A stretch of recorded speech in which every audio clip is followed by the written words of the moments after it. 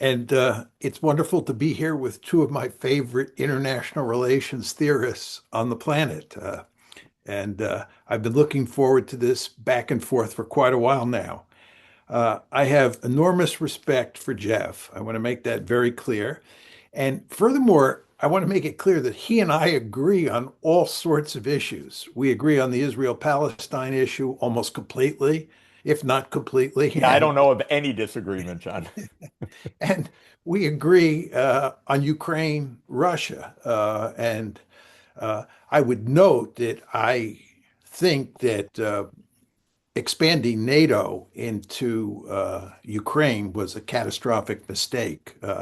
So everything I say in my subsequent comments, please keep that in mind.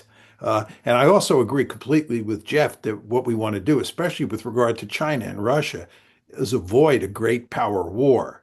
I think security competition is inevitable, as most viewers understand, and as I'll make clear as we go along. But I want to go to great lengths to make sure that that security competition does not turn into a hot war between the great powers. Uh, Also, before I get into the nitty-gritty, I want to say that Jeff has actually invented a concept here, which is spheres of security. He asked me at one point whether I thought other people had used this terminology.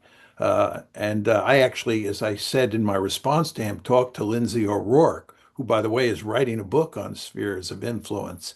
And I asked her whether she had seen any evidence of people talking about spheres of security, and she said no, and I think that's true. So Jeff has invented this new concept, which in my world is very important, and I'm sure that's true in his world. But nevertheless, I'm now going to spend a little bit of time trying to knock down his concept of spheres of security. Uh, Now, let me just start off by telling you what I think Jeff is doing. And I don't think what I'm going to say here is controversial. And then I'll point out what I think are the three main problems with what he's trying to do. Uh, in the realist world that I operate in, spheres of influence are geographical regions that great powers dominate.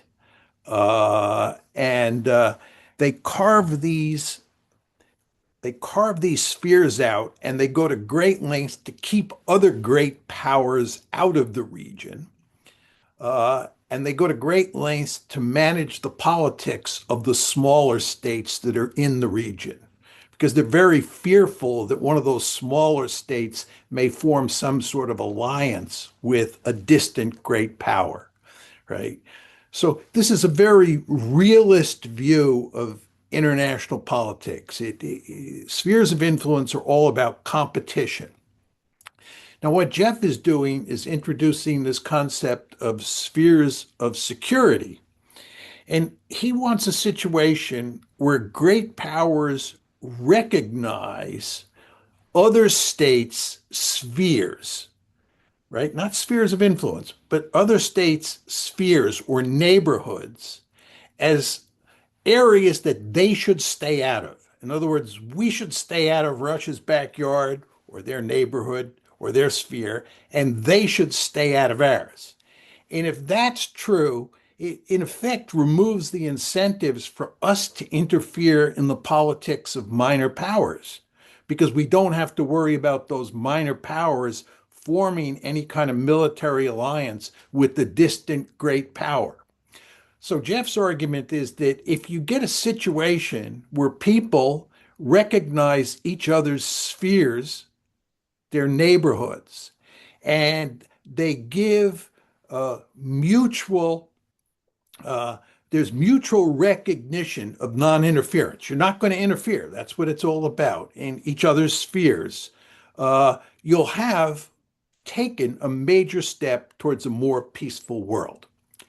Now, let me just elevate this a bit and talk about what I think he's doing at a more general level. In my world, in the world of spheres of influence, which again is a very realist world, it's basically a zero-sum world. And where one state gains, another state loses. right? And this is captured in the famous security dilemma. Just think about what the security dilemma says. The security dilemma says that anything you do to improve your security decreases the security of other states. It's very zero sum oriented. And that's basic realism 101. And that's what is at play in Jeff's invention of this concept of spheres of security. He wants to move away from that in particular regions as much as possible. And what he wants is a world in which you have indivisibility of security, especially in these regions. And let me just read to you what Jeff says in his written work on this. This is what he defines indivisibility of security as. One state cannot enhance its security at the expense of another. In other words, he wants a world where one state cannot enhance its security at the expense of another. That's indivisibility of security. It's very important to understand that is directly at odds with the security dilemma, right? The security dilemma, again, says that anything you do to improve your security diminishes the security of the other states in the system. And he's cutting against that in a big way. So that's what he's doing at the general level. But again, when you go down to the specific level, he wants to get away from spheres of influence because spheres of influence are where great powers interfere in each other's sphere, and that drives them to interfere in the politics of the minor powers in their region. And he wants to create a world where there's mutual agreement that you don't interfere in the other side's sphere, the other side's neighborhood, and you basically allow the minor powers in your sphere to be neutral states. You stay out of their politics. To put it in Jeff's rhetoric, you don't behave like Teddy Roosevelt, okay? You behave more like Franklin Roosevelt. Now, I think there are three problems here. The first problem is I think it's actually quite difficult in a lot of cases to define what a sphere is. Jeff talks about respective neighborhoods. I think if you're talking about the Western Hemisphere or you're talking about Eastern Europe, Ukraine, the Baltic states, and so forth and so on, it's reasonably easy to define what a sphere is. But there are lots of places in the world where it's really very tricky. And just take East Asia today. If you're interested in granting the Chinese a sphere of security, what exactly are the geographical boundaries of that sphere? Does it include Southeast Asia? Does it include Northeast Asia? Is it all of East Asia? You could make that argument, but I think there would be a lot of states in the region, not to mention the United States, who would not accept that.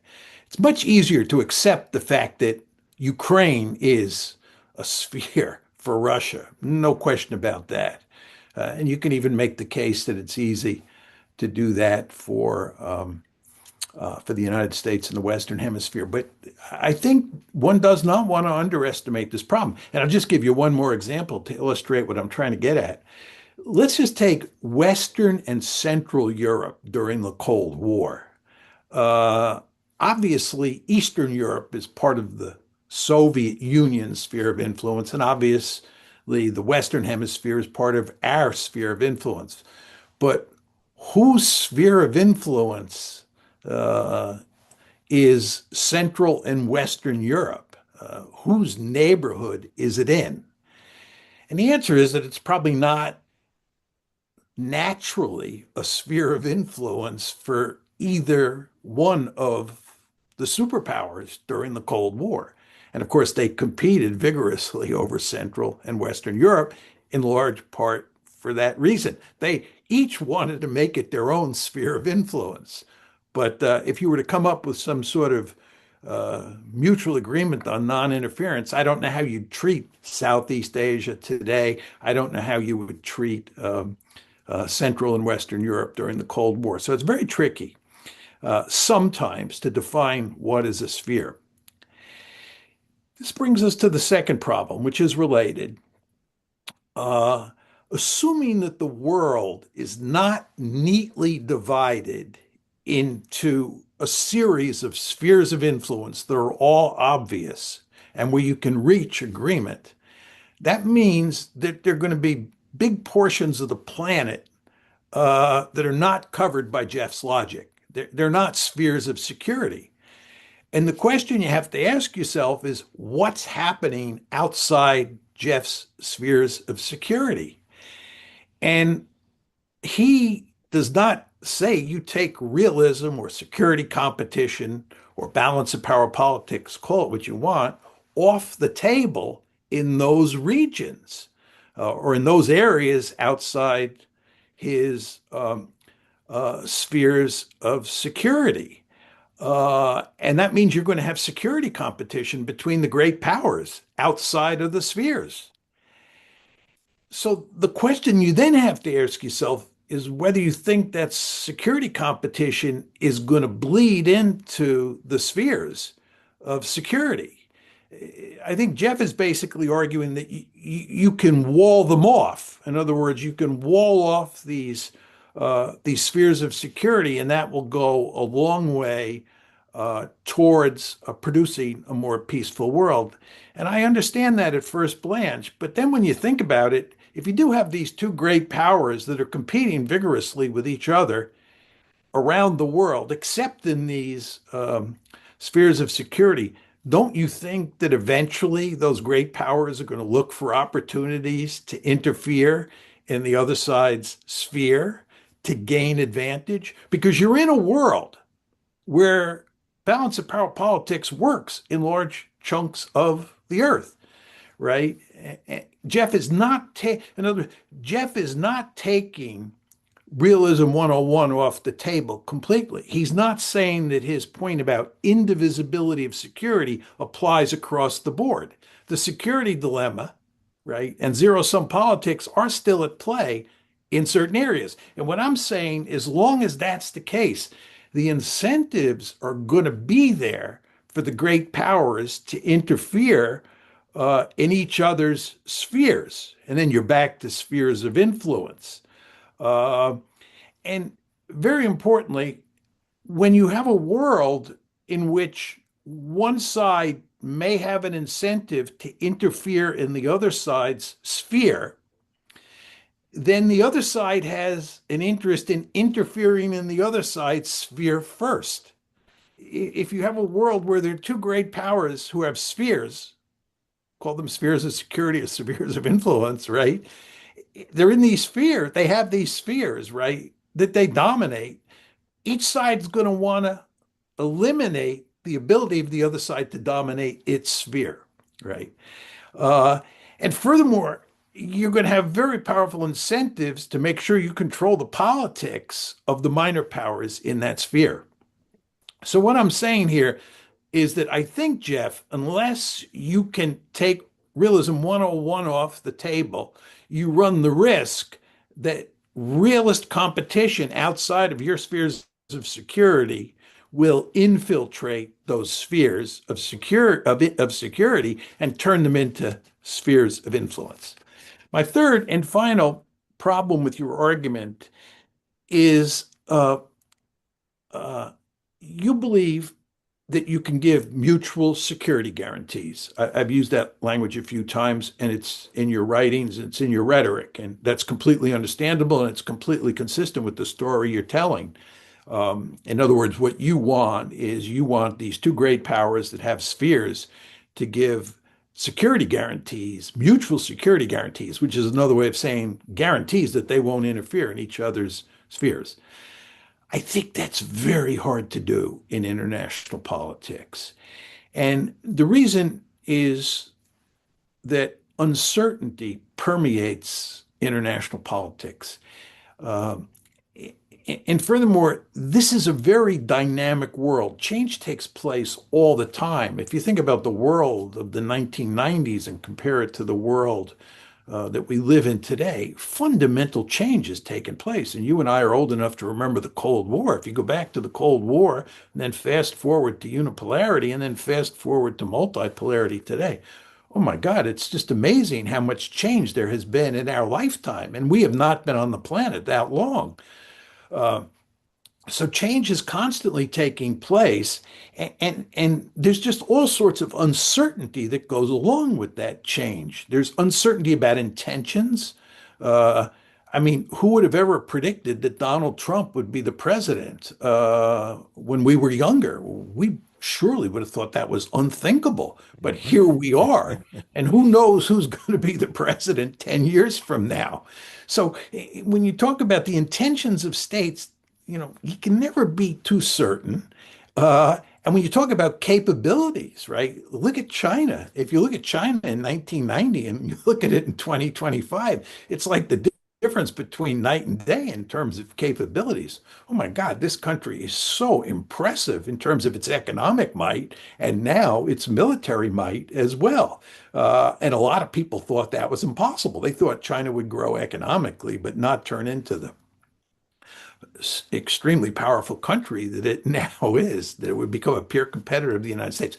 So, what I'm saying to you is in a world where there is lots of uncertainty, which is the world of international politics, where change takes place all the time, and very importantly, where there's no higher authority that can make sure those security guarantees stick. Make sure that if I give you, Jeff, a security guarantee and then violate it, I will be held to account. I will be punished. That doesn't happen in international politics, as you know, because there's no higher authority.